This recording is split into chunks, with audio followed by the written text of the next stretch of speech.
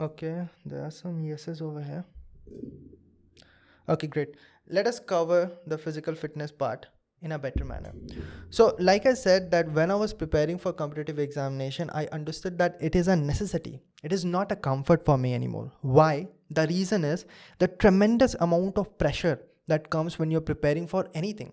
When you have a goal set in your mind, and especially when that goal is very difficult, when you look at the success ratio and you find out that 0.01% of the population who tried for this only succeeded, then that brings huge amount of pressure.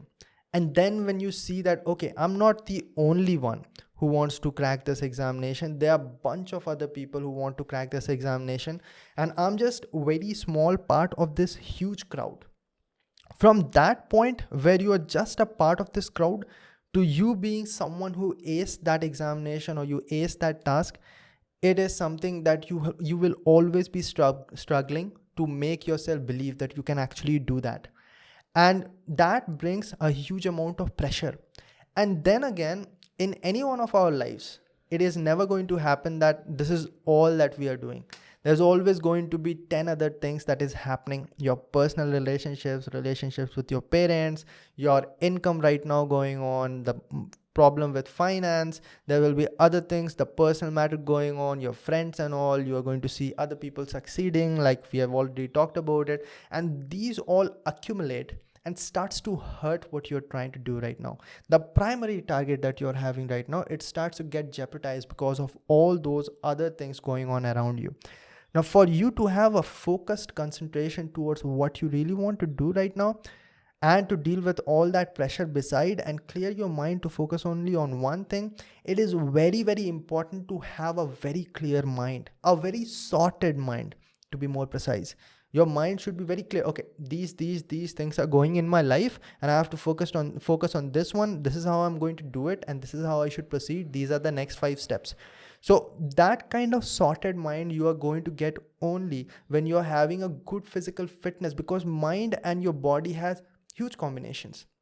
Obviously, mind is a part of body, and if your body does not feel that good, the days when you're feeling little lethargic when it comes to your body, obviously you are going to feel little slimy when it comes to your head also.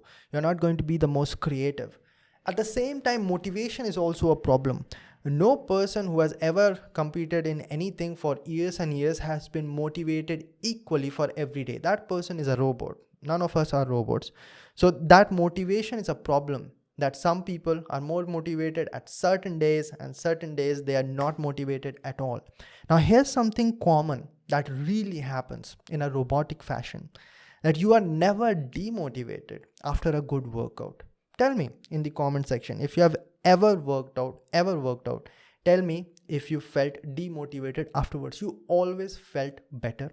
You always felt positive. You always felt motivated. Matter of fact, a lot of you guys might have faced that you are getting great ideas and positive mindset and a motivation that I want to work hard towards what I'm doing right now. And the problems that I was having was not that big of a problem at all. While you were working out, all the good happy hormones gets released at that moment. That is the reason why I felt that working out was absolute must. Now, workout can be anything. You want to play a sport, go ahead. You want to run, go ahead. You want to go to the gym, go ahead. You want to get into martial art, go ahead. But it is important for you to exert your body. Don't come to me like this: I jog every day, I walk every morning. That does not exert your body. What you have to do is sweat. That is very necessary, because that again comes down to the human genetics. Like 5,000 years back in the past, humans were not sitting on a chair and just writing things down on a piece of paper. We are very fortunate and also very smart at the same time to create a situation where we don't have to run for our lives anymore, and we are in a community where we help each other out. Someone grows wheat, someone makes mills, someone creates the product, someone creates services, and we are all helped by each other. But initially, what we started with is hunting and gathering. We used to exert our body in a regular basis. And honestly, the genetics have not changed a lot. For example, if you bring a man from 3000 BC, sorry, yeah, somewhere close to that, and you bring a man from 2000 AD, then those two men will not look very different, right? Their physical bodies have not changed a lot. 2 hands, 2 legs, one nose, 2 eyes, like that. So we have not changed a lot physically, but our situation of living has changed a lot. And because of that, we have to cause a very smooth transition that, okay, I'm going to sit down on a table and work as well, but I have to exert my body. Otherwise, my body will go crazy, like, what the hell is happening? Understood? So those are the reasons for you to work out. It's absolutely necessary. Okay, great. Now, this was a question that was just brought out over here. And let us go to the next question that was put in the community post. Don't worry, Instagram people. I'm having 3 to 4 questions from Instagram as well. And you can follow me on Instagram to put your questions over there as well, because I do go through them regularly. Yeah, there are total 6 questions, but we are going to discuss that. Okay, matter of fact, let us get into Instagram next. But a good question has to be asked from Instagram. Okay, plan B for GATE. That is a good question. What is plan B? Like, what if your GATE examination fails? Then what are you going to do? See, there are different levels of results of GATE examination. Okay. Now, number 1, you just qualified GATE examination. Number 2, you got 50 marks. Number 3, you got 70 marks. Number 4, you got 80 plus marks, right? So there are different scenarios, and thus there will be different plan Bs. For example, for even people who have got 70 marks in GATE examination, no PSUs, no companies are open, no good IITs, they will possibly not get. Then plan B would be to do an MS from any of the IITs, the 3-year program, or what you can do is try to apply for other private sector jobs. And since your preparation is done once and you are already good enough to score 70 marks, that GATE score might also create a lot of value, even if it is not a fixed criteria for that company, but still it will create a good impact. That is something that you can do, or get an MTech admission. But here's the thing about MTech admission, it is not really the way it used to be. Earlier, what it used to be, like, people used to get into MTech and what they used to do is just prepare for GATE again. Soon professors of IITs all understood that this is what they are doing, and now it is made much more difficult for those people. And at the same time, a lot of people have started to focus on their MTech, because of which, if you don't, then have it for sure that you will not be getting a placement from your MTech. Now that would be a problem. So if you do not crack GATE the next time, then you get out of MTech only with a degree, that also not that good CGPA, and you will not get a placement as well. Other things, like, that is what we discussed in that 24th episode of Momentum podcast. Along with Gaurav Joshi, I discussed it, like, we should always have parallel things running. So you are preparing for GATE examination. If you're out of college, you should also simultaneously be looking for some private sector jobs. That is one thing. Maybe you can be developing some other skills, like learning these modeling softwares, CAD, CAM, and all that. Maybe you can be investing time over there. Something that can also create a profession if GATE examination does not work out. Because now, the situation what we are looking at, most people are only going to get MTech through GATE examination, even the under 500 people. So you'll have to keep on looking for other things that are going to create profession. And it is not going to happen like, okay, my plan B starts after I get the GATE result. It does not work like that. Your plan B will go simultaneously. So that is how it works. And your brain will not be even able to understand that why is this person just preparing for GATE examination, when that person knows that if this fails, which has high probability, then this person does not have anything else to do other than dropping again and preparing again. I recently talked to a girl who was a 2017 pass out, or maybe 2018 pass out, somewhere along the line, and she was preparing for 3 years for GATE examination, and just somehow got 30-40 marks in GATE examination, something like that. And she's like, I do not want to prepare for GATE anymore. I'll do anything, but I won't prepare for GATE examination, because she has been doing the same thing for the last 3 years. So obviously it becomes very difficult. So having a plan B, it does not start after the gate examination, it starts before the gate examination. And having a plan B is not an idea that is hidden in your treasure that you are going to pull out after the gate examination fails. It is something that you are building consistently. Okay, for some it just might be a YouTube channel, but please don't have this. I've said it multiple times that you have not cracked the gate examination. Your YouTube channel is around gate examination because that's what you're doing and that is easy. Maybe you have some other talent and you're doing something like that. Maybe you're running a podcast. Maybe you're designing t-shirts and you're trying to sell them. Maybe you're working on marketing. There are a lot of other things that you can be doing, but you have to be open-minded for all of them. Okay, let us see the comments. Okay, why is ISRO not putting notification? Is that why really not obvious? Come on, how many people can tell me in the comment section? How many people can tell me in the comment section why ISRO is not putting out notifications? Let us see if I'm the only one who knows the answer. Back Backlogs effect on our career. Okay, Yogesh, easy. I'm going to answer that. Backlogs in government sector does not affect your career as long as they have been cleared in just 4 years. If that extends and you don't get your degree under 4 years, that will be a problem for sure, because now your degree is not completed in 4 years, it is completed in 5 years. Then it will be affecting, everyone will be asking that question.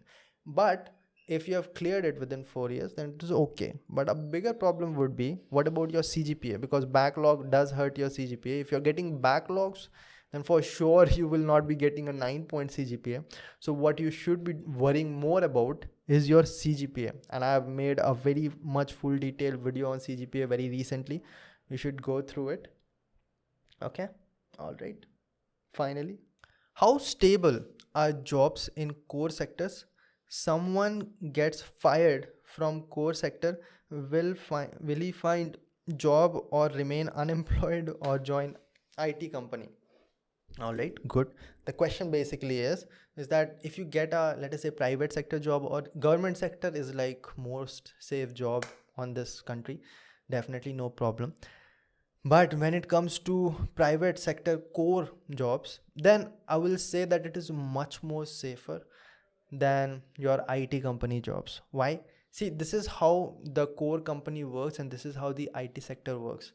Core companies, the employees, their value increases with time. So that is why you see very low salary at the entry point. Like even if you look at big companies, L&T and Tata and all that, you are going to see entry level employees are getting only 5 lakh per year. So that is quite low, even though they pick the best brains. But at the same time, you are going to see huge packages when it comes to IT sector. Very common to get 14 lakh 15 lakh package. It even goes up to like crores and all, right? So that is the reason that initially core sector people, an engineer, let us say, in core sector is not having as much value. Now why is that person not having as much value? Here's the clear reason. The core sector is huge. So for example, if you go to a steel mill, it is going to be as big as a village or a city. It is huge. The system is humongous. But when you look at IT companies, it is in one building. Not like it's not the whole building of that particular company. In that same building, there will be 3-4 other IT companies as well. I'm living right now in Bangalore and there's a massive display of such companies present, right? So these are small, way smaller compared to this. Like their net might be huge and their clients might be throughout the world, but at the same time they are not as complex and they will be very fresh as well. Like you will see a lot of IT companies just 3 years old, 4 years old, 10 years old doing great. But these core companies, they have been over there for decades. For example, Baba Atomic Research Center has been over there for over 60 years. Indian Space Research Organization over 60 years, same. Big companies like BHEL and all, they have been over there for decades. So core companies, it takes time for the company itself to get established. And because it is so mammoth, because it is actually creating products, a lot of IT companies are creating services. Okay. So because of that, it takes the employees also a lot of time to learn the system. And you are not going to see a lot of switching of jobs in the core company. Maybe in 5 to 10 years, if it is like a person is working in automobile engineering sector, then that person switches after 10 years or so. But in IT sector, you see very fast switching. You understand? So these are the differences, because the system itself is complex, big. So the person has to get a lot of time to understand that system. And when you bring that person out of that system, then that person does not have really other skill to be applied. For example, you bring a coder outside that company, that person can work in freelancing, that person can start his or her own website, something like that. But when you bring a core company guy outside, let us say a person who has been working for 10 years in Mercedes, you pick that person and tell that you cannot get a job in automobile sector, you can get anywhere else. What will that person do? Because that person knows the whole chain and the process of creating automobiles, cars and all in mass production. So that is the thing, it takes a lot of time for that person to develop that skill. But here's the thing, once that skill is developed, then that skill is very much valuable, because like I said, it takes time and you are not going to find those skills in a fresher, so you cannot just pick those employees. So in core sector, your job will be much more safe as compared to IT sector, and that is the reason why there's not so much firing. What core sectors will do in the case of crisis is that they would rather not hire new people, which is the reason for trouble right now for people who are fresher. They'll rather not hire new people, but they'll keep the people who are trained, because those are required to run the company. And the opposite goes with IT. And as you go in your 30s, your value actually decreases, because that requires a fresh mind. And I myself have seen a lot of examples, like after 10 years of service, that person is fired like that. Especially that happens when there's a recession or something, because what happens in IT is opposite. So you do not develop something which is invaluable, like they cannot find someone like you, that is not going to happen. But at the same time, once you work for 5 to 10 years, your salary is going to gradually increase, and basically what you can do is something that a fresher can do as well, in half or less than that the salary that they are paying you. So that becomes a problem over there. Got it? So these are the differences. So to finally answer the question, yes, core sector jobs are much more stable, and they're less firing. And if you are fired, then it will be that is very rare, but it will be difficult for you to find other place, okay, in the worst case scenario. Because now a person who has understood the system outside, let us say I'm working in SpaceX. Let us say I'm working in SpaceX and I've been working over there for 20 years. And now I've understood how to create engines, how to create launch vehicle, everything. I've understood how it takes off, orbital mechanics. I'm outside the system and I cannot get into, let us say, Blue Origin or some other space organization.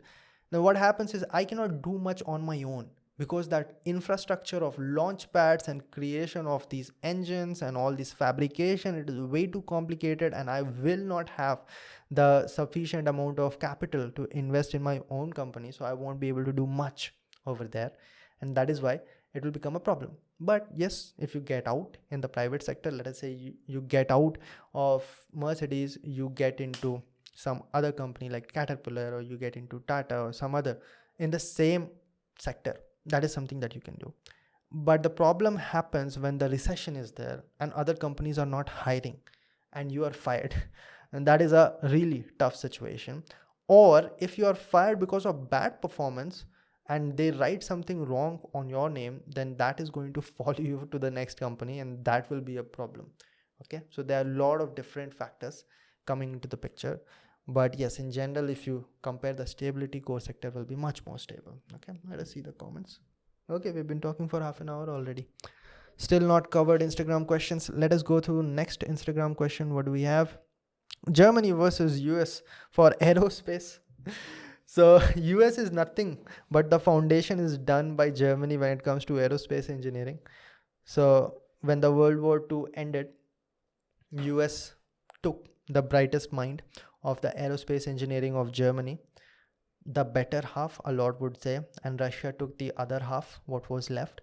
And then US started its NASA, and Russia started what we now call Roscosmos.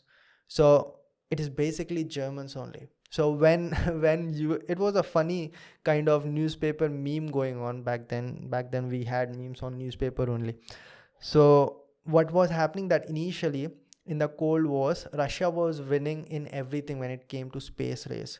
So first, they were the first to send a man-made object to orbit the Earth. That was the Sputnik. Then they spent first living organism to orbit the space. Then they sent the first man to orbit the space. That was Yuri Gagarin. And then what was happening, that USA was like, what are we doing? We are losing this space race. And then someone said that it is just simple, their Germans are better than our Germans. You got it. So both the sides, Germans were only working. Von Braun, who was the head of all this launch vehicle, who was the architect of Saturn V, who was responsible for landing man on moon, was a German.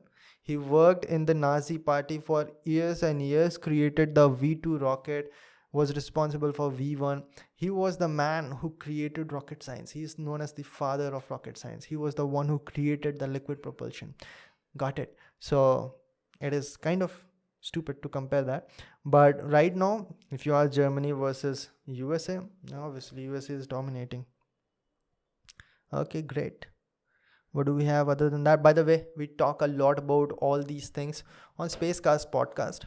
So it is available on my Ashish Ranjan channel. You can go over there and check it out. And we talk a lot about launch vehicles, and we talk a lot about engines and rocket science in general over there. You'll have a good time. Next, let's bring the next question. How can one join for jobs after long career gap due to personal reasons? Okay, career gap. How to cover up resume? See, now this depends on the smartness of a person, honestly. Like how smart that person is to justify that gap. So even if you are having a gap of 3 years, if you are smart, then you will be able to justify it over there in the interview hall. If you're not smart, even 1 year of gap will be very difficult for you to justify. Got it?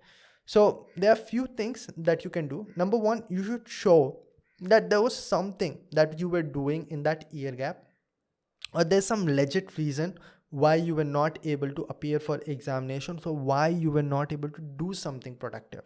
For example, you might be having some health issues, you might be having some medical condition, maybe in some cases there might be some financial condition. Let us say a person is just not able to fill his or her fees in college, and parents is not sufficiently financially sufficient to fill the fees and pay the bills, and because of that you have to drop out from college for a couple of years, and you have to do some other work to support your family, and that is a legit reason. Understood?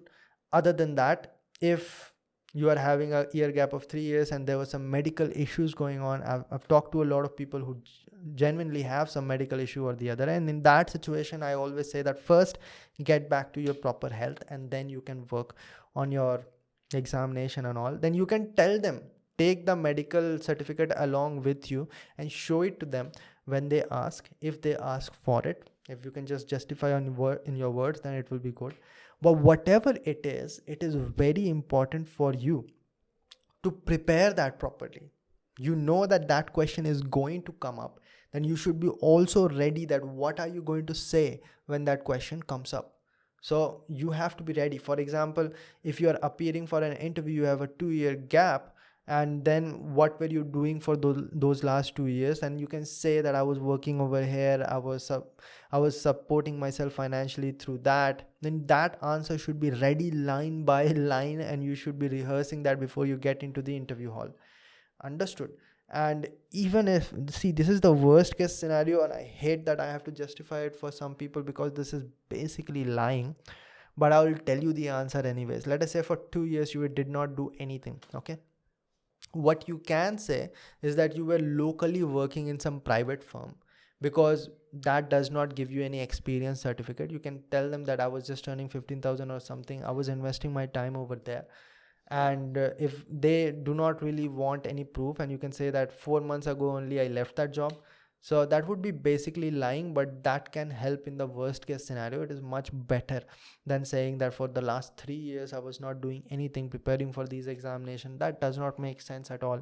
Guys, please don't drop for so long. I would say 2 years is more than enough to burn your brain out, okay, in this competitive examination, and you will have to do something or the other soon. Okay, great. Let us see. I've been speaking a lot. Let us see, there's some comments going on or not.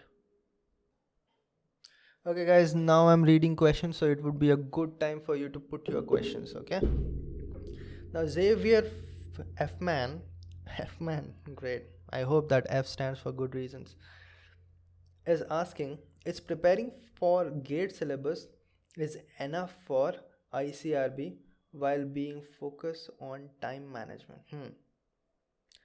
Is preparing for GATE syllabus enough for preparing? See guys, first you have to understand that your GATE preparation is not much different from your ICRB preparation, at least in the initial phases. Please don't ask these questions anymore. All the competitive examination preparation starts in a simple manner, that you have to cover something that is the subset of all the other examination, and that is GATE syllabus. GATE has the tiniest amount of syllabus. It is not really tiny, but it is the smallest syllabus when compared to all the other technical examination syllabus. So first thing that you have to do is you have to cover GATE syllabus only, and it covers all the conceptual subjects. And thing about conceptual subject is that it builds the base for application based subject, which is very, very important for you to understand the application based subjects like internal combustion engine, refrigeration and air conditioning, machine design. You won't be able to understand machine design if you don't know strength of material. Understood? So first 4 to 5 months is absolutely necessary for you to cover the GATE syllabus. For example, a lot of people used to say that industrial engineering is not important for ISRO examination. And that is what everyone did, that before ISRO examination, they stopped studying industrial engineering. In ISRO 2017 December examination, there were a bunch of questions from industrial engineering. So you cannot be 100% sure. The thing about these PSU examinations, BARC examination, ISRO examination is that they don't really give a syllabus. When they don't give a syllabus, they mean that everything that you can study in your engineering or your science, you have to cover everything. So you have to cover everything. That means that it starts with GATE preparation. That's where it starts. Now the difference is that before my ISRO examination or before my GATE examination, I'm going to focus my preparation in that direction because the pattern of the paper is different.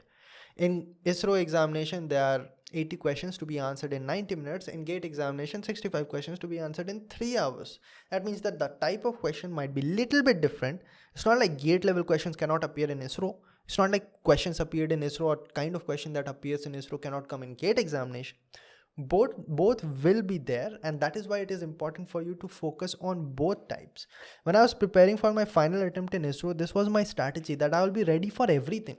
Difficult questions, conceptual questions that comes in GATE examination, fast twitch questions that comes in engineering services examination, mix of those. I'll be ready for all the subjects. So people who are really going to crack the examinations are the people who study more. The faster you believe that, the better it is for you. Okay, great. I think Xavier will stop doing that Control V now. Okay, let us see the most recent question. How to choose between career options? Well, that is a very vague question.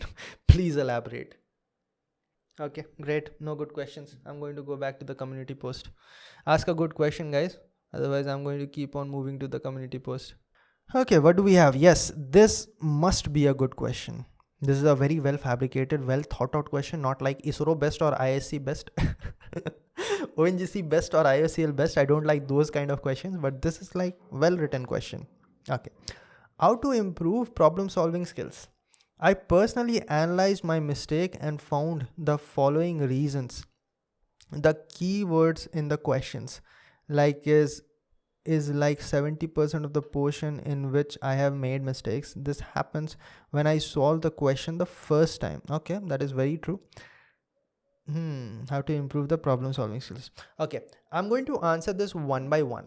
So the first question over here is that I'm facing problem in answering the new kind of questions. The questions which I'm answering for the first time, I'm not able to solve. And this is a very old problem and a problem that must be solved by you, because in the examination, the best examination is where 80% of the questions are asked from the pattern that it has been asking for a long time. But there will always be, that percentage might vary, but there will always be kind of questions that are completely new. And trust me, that is what actually separates the competition from the ones who qualifies and the ones who don't. The new kind of questions. Now, there are a lot of factors working over here. First of all, let us say 80% of typed kind of questions that it has always appeared, and rest of the 20% of the question are new kind of question. Now, what is more important? Because Ashish just said that 20% of the question separates you from the competition. So maybe we should focus on becoming better over there. But here's the thing.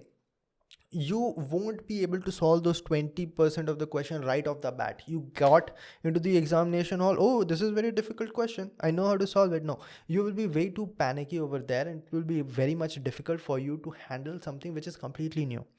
So what the best do is that they have to solve those 80% of the question very fast, because they are very good in solving those kind of questions.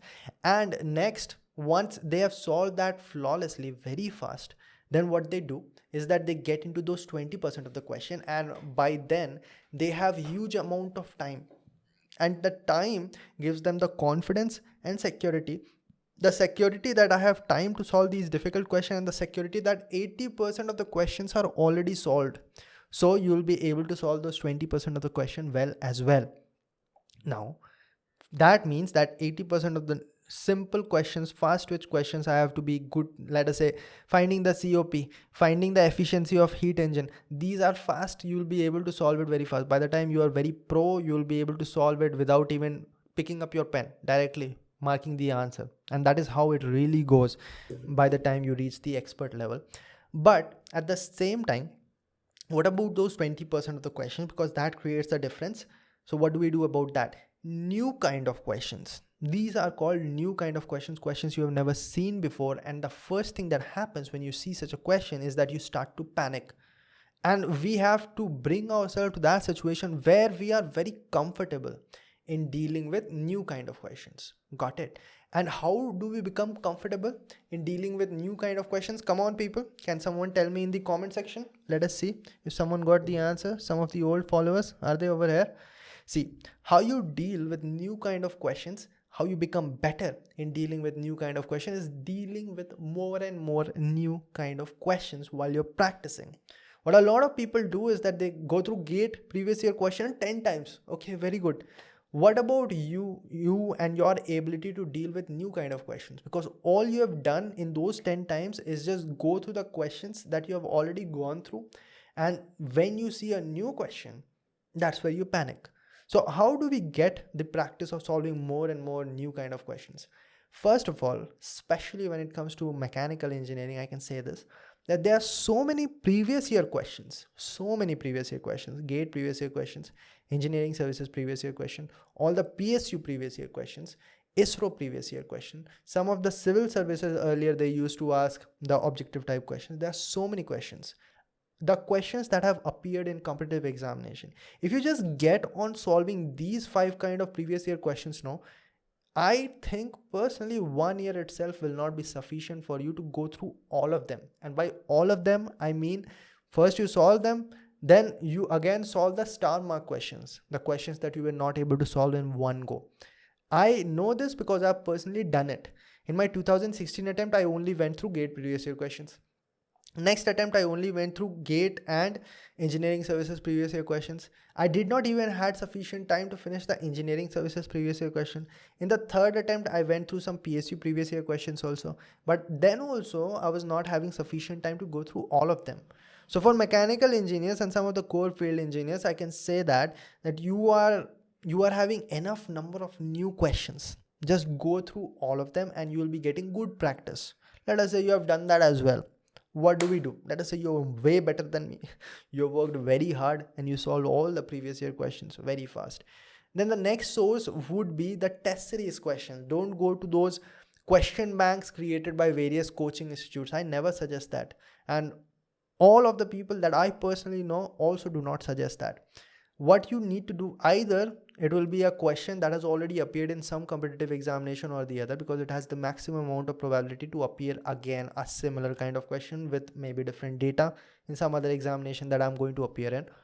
Or it should be having some time limit, because ultimately in examination you do have time limit. So that time limit you are going to get in test series.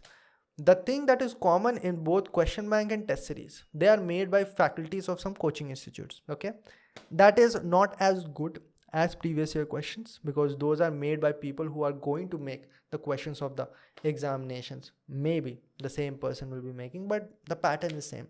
But the positive part about test series is that you are going to have limited amount of time, and that is the reason that you should choose that. If you have given test series of one coaching institute, give the test series of second coaching institute. If you have done that also, then go for question bank by all means, according to me. But according to me as well, I don't think that you are going to have sufficient time even in 2 years to do all of those. Okay, so there's like priority list. Everything is going to help you. Just like I say, when it comes to improving your speaking skills, a lot of things can help you. For example, speaking in front of mirror can help you. You can talk to your friends in English, that will help you. You can read out newspaper loud, that will help you. You can listen to a lot of podcasts, that will help you. You can speak in your mind, that will help you. But what helps you the fastest is speaking in front of mirror and recording yourself and listening to yourself again. That is the fastest way. The fastest way we always pick. So in the similar manner, previous year questions will help you. The question bank of various coaching institutes will help you. Solving maybe some of the textbook questions behind the chapters may help you. A lot of things may help you. But what helps you the best, the fastest, that is what you should be starting with. Okay. Is it weird seeing me over here and seeing me over here as well? I should change the angle. It will be better. Okay, great. How are you guys liking the live session, live podcast? Do you like it better? Tell me. Super chat not working. I have not enabled super chat, so don't worry.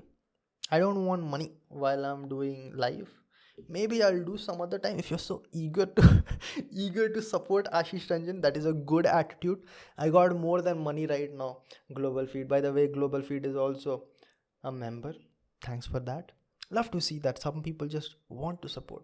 That means that you have created something that is really helping. Happy to do that. MS in German versus Germany, I would say. Okay, let's correct that.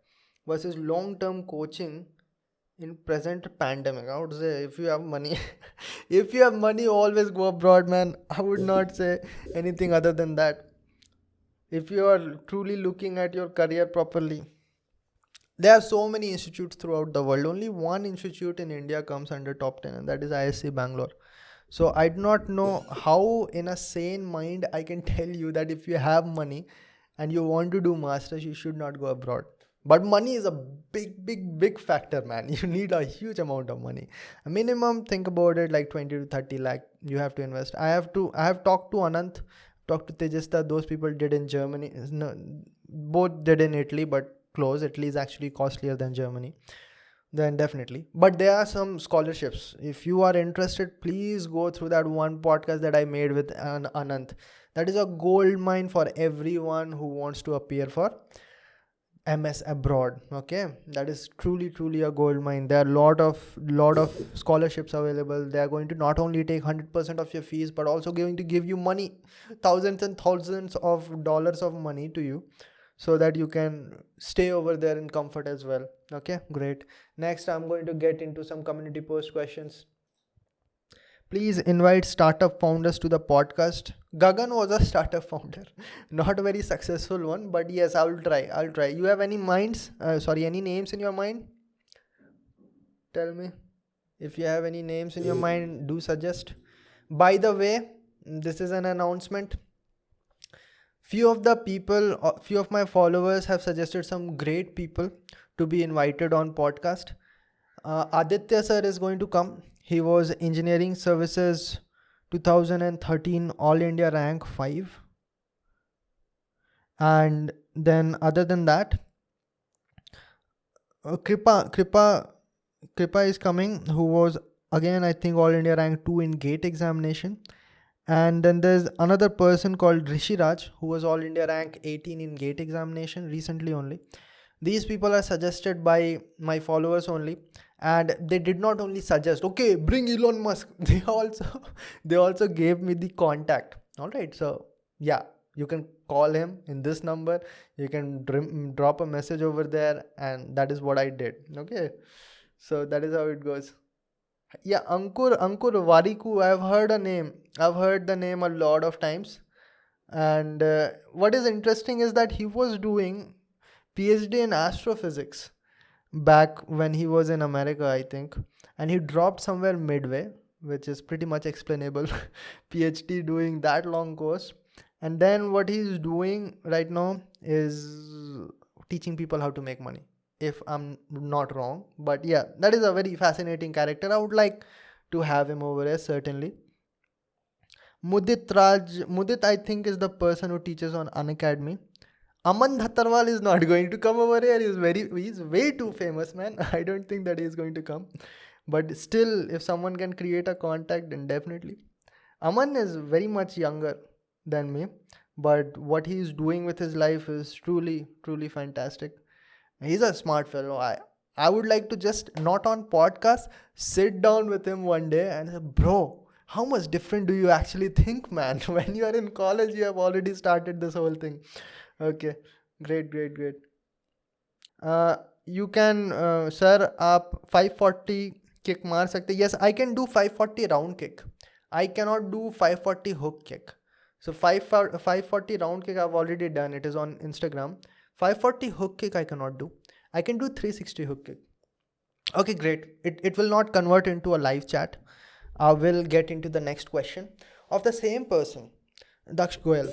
What is that? Calculation mistake is very hard. Calculation, okay. Can improve in it. Okay. See, let us get into calculation mistake. 1 second. Yeah. See, calculation mistake is something that can only be improved with. I want to see in the comment section if someone can really answer that. It's very, very simple. Calculation mistake can only be solved with practice, nothing else. I was the person who had worst mistakes in calculation. I always used to make some silly mistake or the other. Always used to miss at least 10 to 20 marks when it comes to calculation. But I found out that it is not possible to crack examinations without eliminating the problem of calculation mistake. And the last written test that I've ever given, and is going to be the last ever, was ISRO 2018 examination, my third attempt to ISRO. And in that examination, I'm proud to say that I did not make even a single calculation mistake.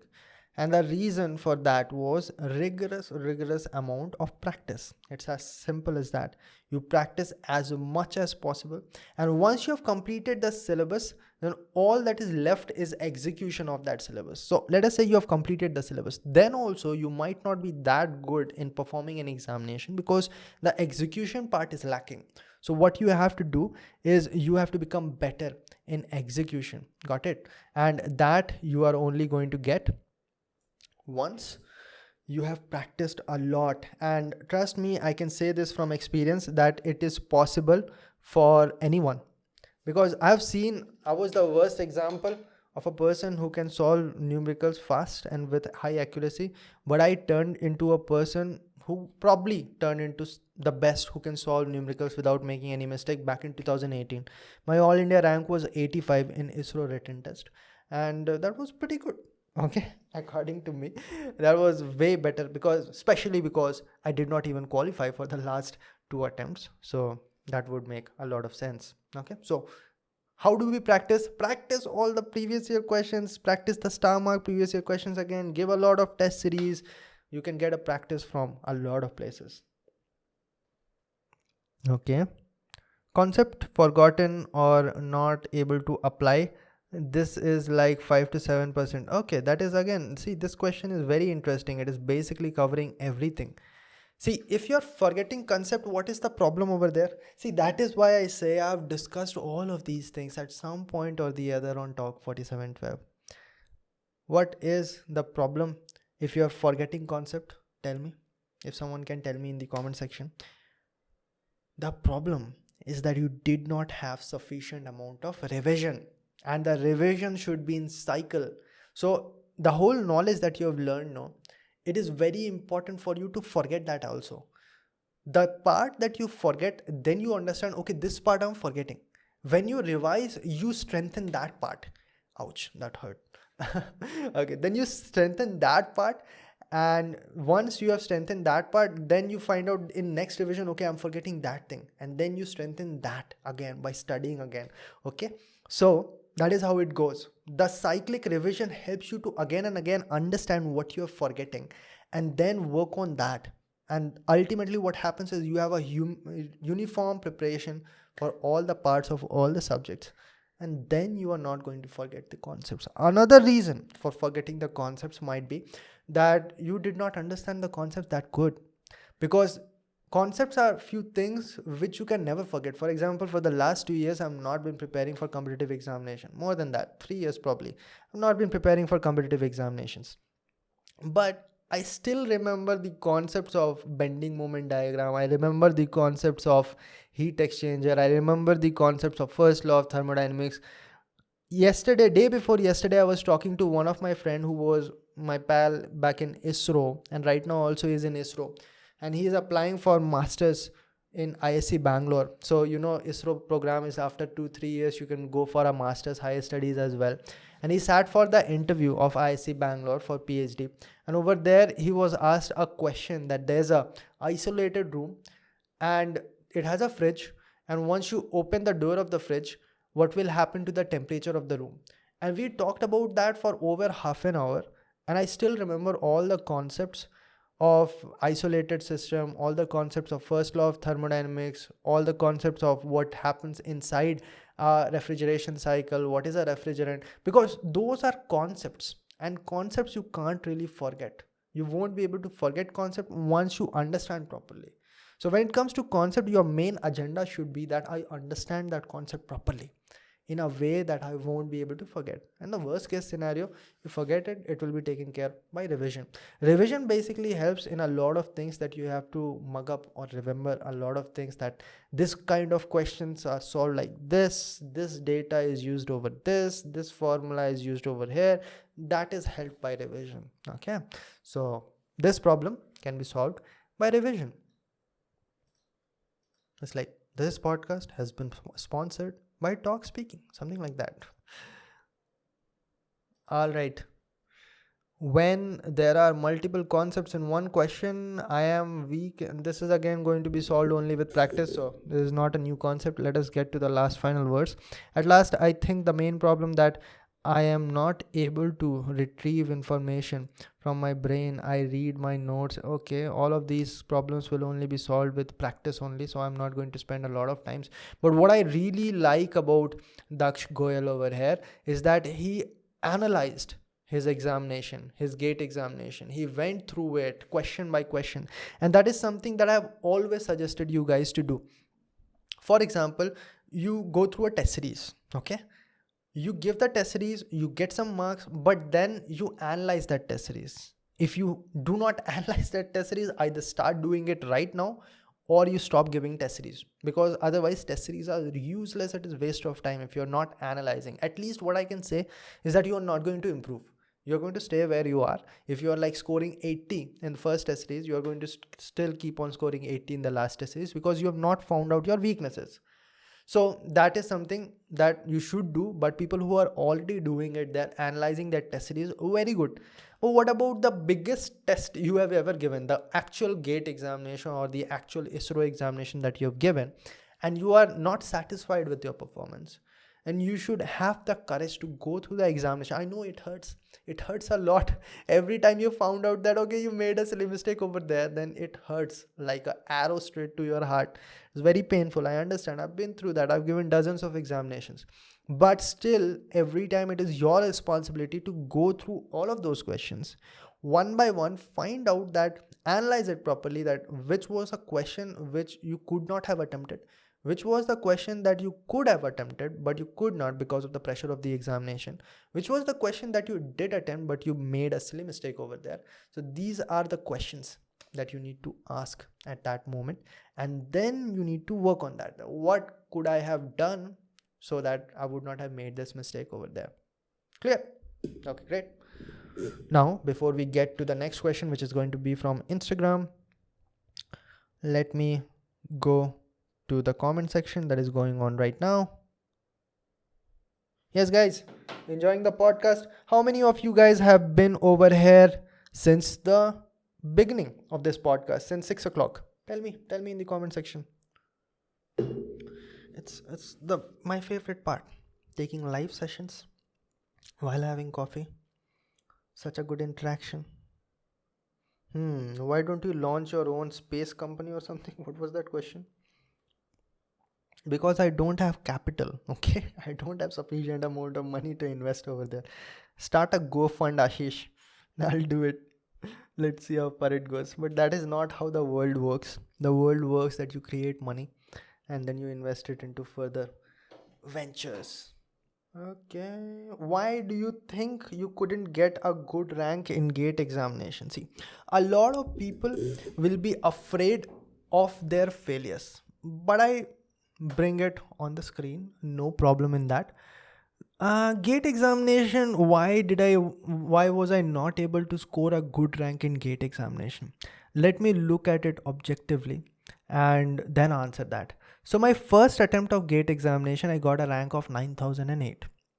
And in that attempt, the main reason was that I did nothing other than solving GATE previous year questions, and it was along with my final year, so I could not do it. The second attempt was the serious one.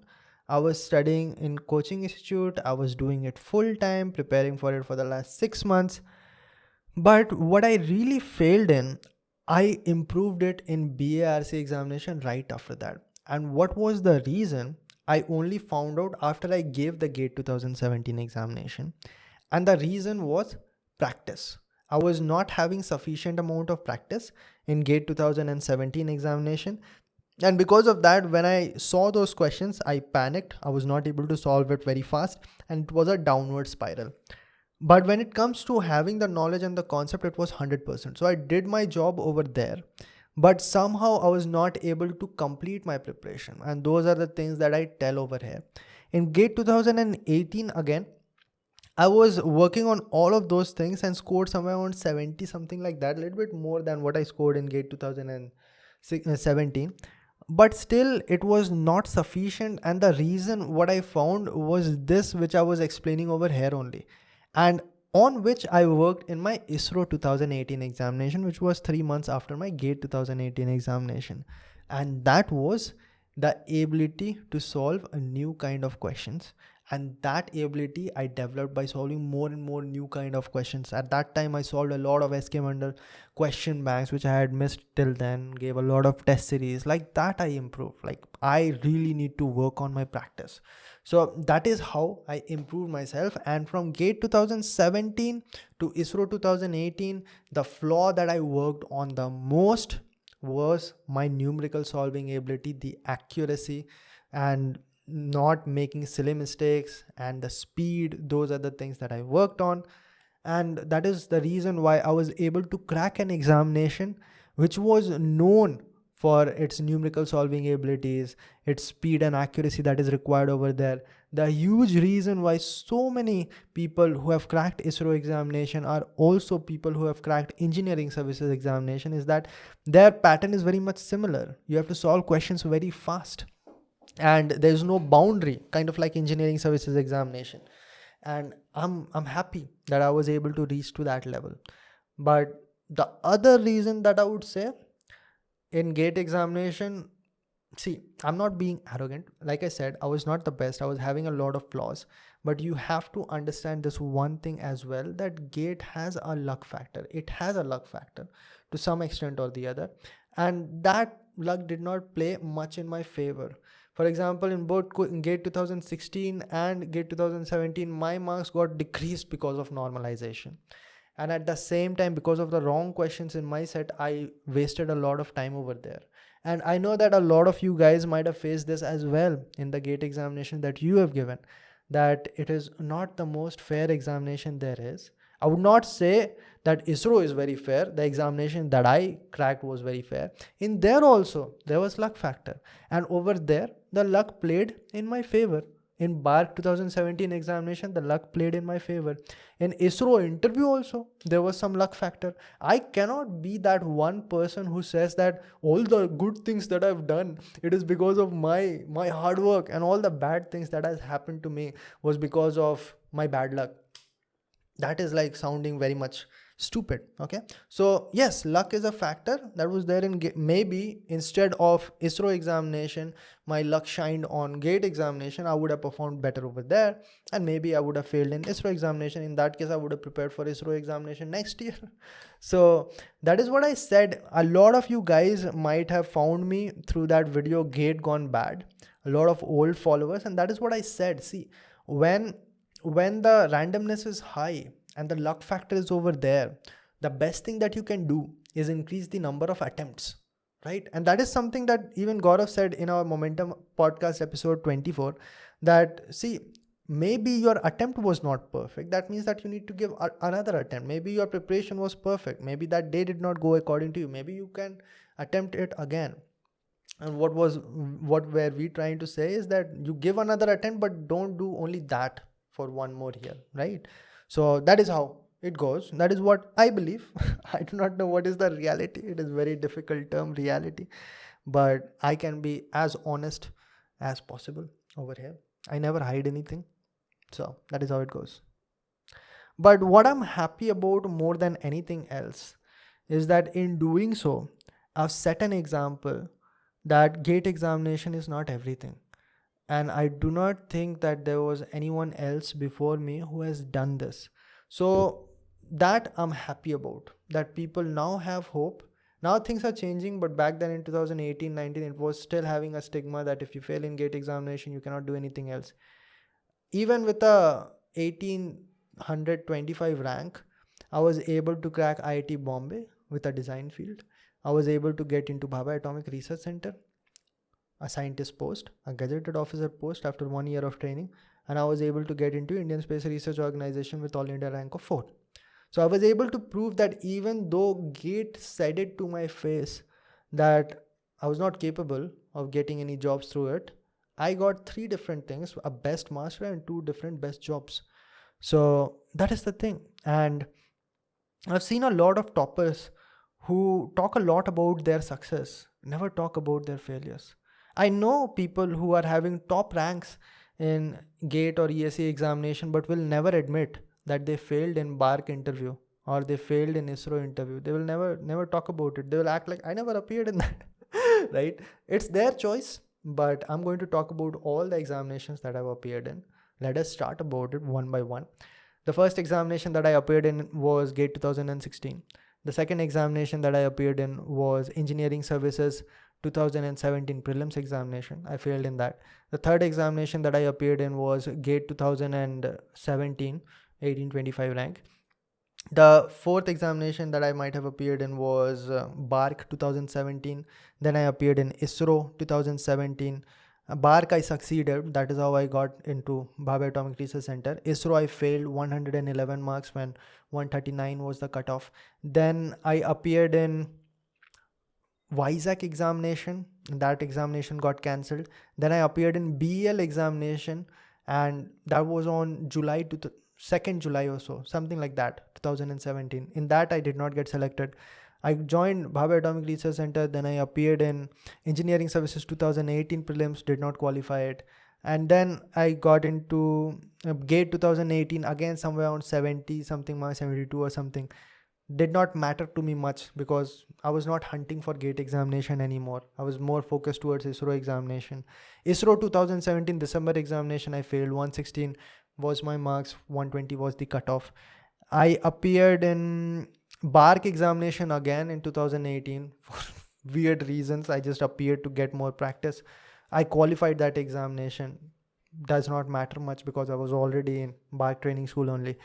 Then I appeared in ISRO 2018 examination, which I qualified. So if you look at my examination attempts, there are like three examinations that I properly qualified when I've appeared in dozens of examinations. Okay, there might be a lot more that I'm forgetting about right now. So that is how it goes, guys. You fail more than you succeed, but people glorify the success too much and vilify the failures way too much that people are now afraid of accepting their failures. That is how life goes. We have watched way too much Bollywood movies to forget about that fact. Great. Okay. Okay, this is a very, very deep question. It has got a heart. And again, it is very much related to what we are talking right now. So let us pay attention. Bark ISRO everything been futile. Now you chose to be a YouTuber and a writer. I would like to prefer myself writer before a YouTuber, but I don't blame him because my book has not been published yet. So you got this clarity somehow before giving competitive examination. Would be still thinking of giving GATE, ISRO, or what would you have done probably? I got this question by Komal and a video. Okay, Q&A video. All right, Q&A video. I got to know you value time a lot. This concern about time came about ISRO. Okay, yes. It is very true.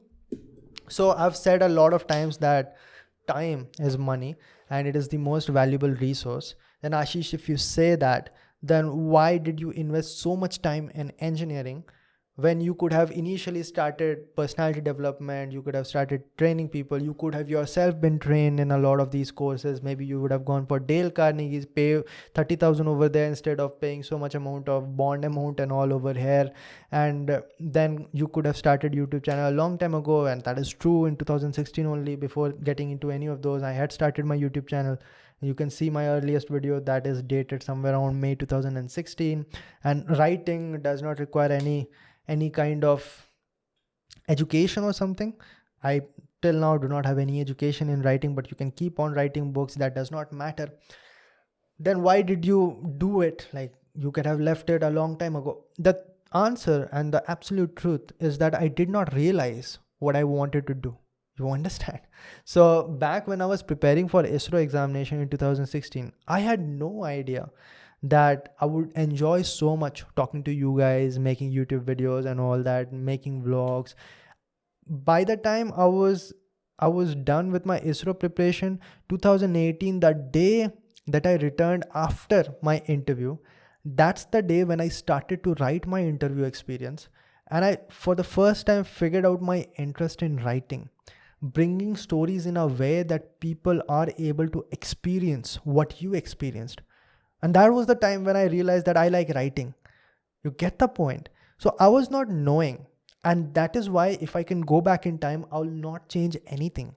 The one thing that makes you realize more and more about what you want to do is just blindly doing what you want, what you think you want to do right now. And that is something that I've explained in one of my videos, which said that how to find your passion or something like that.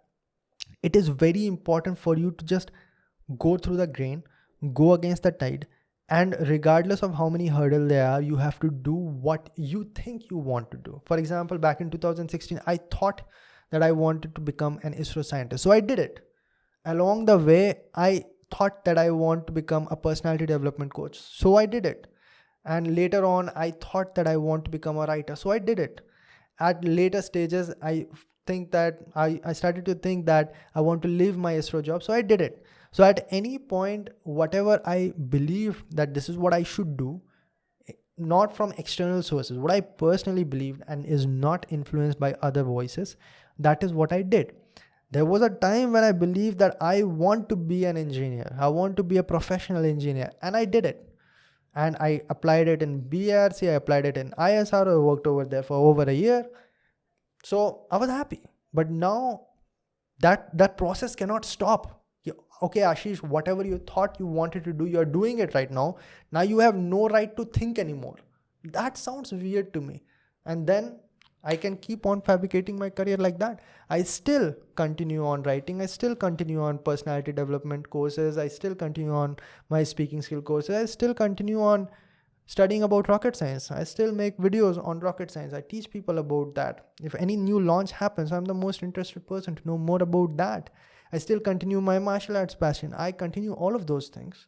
But the thing is that I want to do this right now. and I'm going to pursue it no matter what people say. For example, when I left ISRO, everyone other than one or two people in my family and other than hundreds of you guys, handful, were actually supportive that, hey, what happened? We knew this Ashish Ranjan who was ISRO scientist, and now we get this. I don't like it. I don't care. You don't like it. I like it. So I'm going to do it. You like me today because I did what I wanted to do. It is not what I wanted to do. I did it because I wanted you to like me. So if you are going to like me, you are going to like me no matter what I do, because I always do what I want to do. It's as simple as that. It's not hurting anyone. It's my life. It's my life. What was that? Who was that girl who said it in roadies or something? It's her life or something like that. Can someone tell me in the comment section? Okay, great. This was a great question. Really like it. All right, great. A lot of questions coming up. This podcast went super long, by the way. Already 1.5 hours. But no issues. I'm having my coffee still there. The moment coffee ends, the podcast ends. You guys better start sending coffees to me. Or at least find a coffee sponsor, guys. I'm hunting for that. I am final year student. How one should approach patenting her ideas for publishing scientific research. So the first step for patenting would be write a research paper and publish your research paper. That is important. For if you are in some research organization, it would be easier for you because there's a patent team sitting over there. For example, BARC and ISRO both has its own patent team, takes care of your research in something which is your original output. They make sure that someone else does not use it without you getting paid for it. There are very huge amount of funny stories related to patents and all. For example, there was a guy who just said somewhere in 17th or 18th century, who just said that anyone who makes anything which has 4 wheels and is movable is using my idea. So if that is getting produced, I should be getting paid for that. And for decades and decades, a lot of automobile companies actually paid that person because they said that, okay, we are using this idea, and they were legally bound to do that. And when Ford came and this person said, hey, pay me, man, you're creating a lot of automobile, they are all having 4 wheels, they are all moving, you should pay me. And Ford said, go to hell, sue me. And then he won the case, and then it all stopped over there. Got it? So that is how patent and all started. But once I was in ISRO, once upon a time when I was in ISRO, so we were having one session, and that session was completely on patent only, because they're all scientists over here, so they should be knowing how to proceed if you are having a patent. So he said that, see, first of all, ISRO is having its own cell, so if you find something new, you go over there and they're going to take care of everything. Second of all, if you don't have that, if you are not in ISRO, by the way, for some reason he already knew that some of us are going to leave ISRO, so he said that do this. Even if you don't want to publish your research, do this. Write everything down. Okay, write everything down on a piece of paper, fold it, put it in an envelope, seal it, and put a stamp on it, and then post it to yourself. And by that, what actually happens is that it has the date. Now don't open it, keep it sealed. The day someone uses your work that you made, let us say 20 years in past, that day you can go over there in court and you can ask, now open it. And you can show that everything is written over there. Then you can actually get paid for that. So that posting, what it actually does is that it creates a time record that you had created it back in that particular day. Interesting, isn't it? Okay, great. If I have some good tech idea, then is it worth to sacrifice that development in order to prepare for GATE and ISRO? No, it's certainly not worth. But preparing for competitive examination just might be as risky, if not more, than making some research into a true output, right? So you will have to decide what risk you want to take, and it is completely up to you. You should not be asking this question, because I cannot judge the capacity of your research, how successful it can be, how new the idea is. Maybe 10 other people are already working on that, you don't know. So you should be talking about that to yourself, not to me, because you can't really tell me the idea because it is your idea. And by the way, I promise that I'm not going to use it, but you won't be conveniently sharing that to me, will you? Correct? Okay, great. What is the next question that this Lokhande has? Tejas. How to get internship in ISRO, BARC, DRDO? Are they worth? This is a good question. This person is a scientific mind. So first of all, how to get it? You have to apply on their website. All their websites have some portal over there for internship. For example, Gaurav Joshi himself did a final year internship in Bhabha Atomic Research Center. I know a lot of people who did internships in Indian Space Research Organization. So similar, it must be going on for DRDO as well. What you need to do is applying it. Is it worth? Now let me share my own personal experiences. Back when I was in BARC training school, some of the interns were coming and they were working in the same place where I was working, and some of them were assigned under me. So what I saw is that there's not much emphasis in their learning. A lot of cases, they had secretive things and they could not share everything. So the interns are just like, they have to show that, okay, this is my amount of interns we have trained. So they are going to share that. Okay, they are going to do that work, but it is not as beneficial. The best place you want to be if you are interested in research based internship are IITs. So over there also you should start applying. They do look at your CGPA a little bit. So you should do that if you're interested in research. That would be better according to me. And working under the professors, because the engineers and the scientists in these organizations, they have their daily work going on. They won't be able to focus that much. I'm not saying that all these professors in IITs will be focusing too much, but over there's a hierarchy that there are professors under him or her, there are a lot of PhDs working, MTechs working. So you are going to get contact somewhere or the other. You get the point. And they have project based work. In companies, they are output based, what you are going to create as an output. All right. Okay, nice. Next, let me go through other questions. Let me go through some of the questions that you guys are asking. Which courses to pursue in college to get into weapon making? Department of DRDO. First of all, tell me this. This is very funny. I want to know how many of you guys actually think that there's a spring which is going to propel the bullet of a gun. For example, if there's a gun, and a lot of you guys might be thinking that there's a spring, what happens is the trigger compresses the spring, and when we really click the trigger, this spring gets recoiled and the bullet gets propelled to that velocity. How many of you actually think that that is happening? And how many of you knows what is actually happening? Tell me, because I know a lot of you guys might not be knowing what is actually. So it would be a good time to educate, because the question is, when it comes to weapon making and all, the person wants to get into DRDO. So if you want to get into DRDO in any organization, there are a lot of things in play. For example, to make a rocket, only mechanical engineers and aerospace engineers cannot make it. There are a lot of electronic system over there. There are a lot of computer science going on. Coding is over there. There's a processor over there. Same goes with rockets. Same thing happens in a gun. There's nothing like that. But most of the cases, there will be a combination of lot of people. For example, if you're talking about weapon, and when it comes to missiles, then obviously every field is going to be over there. In DRDO, there are a lot of rovers and robots that are made by them, and that is definitely going to have application of all the engineers. But hands down, if I say the application of which engineering field is maximum, by the way, let me get into the comment section, because let me see how many people actually know. Combustion is the reason. Perfect. Gunpowder. Okay, that is not clear enough. I know it. Good. Combustion is the reason. Blast pushes it away. Yes. I'm happy that a lot of you guys know about this. Okay, great. So let me explain that in short. So what happens now, let us say that this is the bullet, and inside it we have gunpowder.